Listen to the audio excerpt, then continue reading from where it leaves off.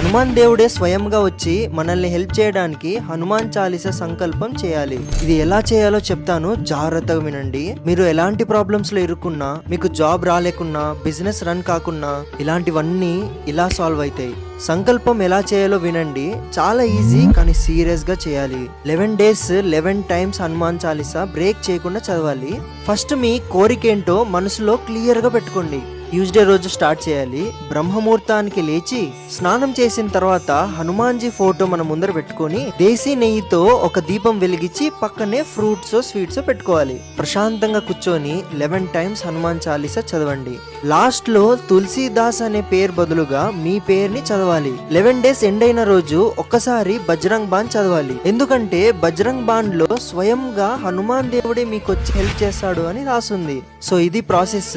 ఈ process complete చేయండి. దేవుడు ఏదో ఒక రూపంలో వచ్చి మీకు హెల్ప్ చేస్తాడు.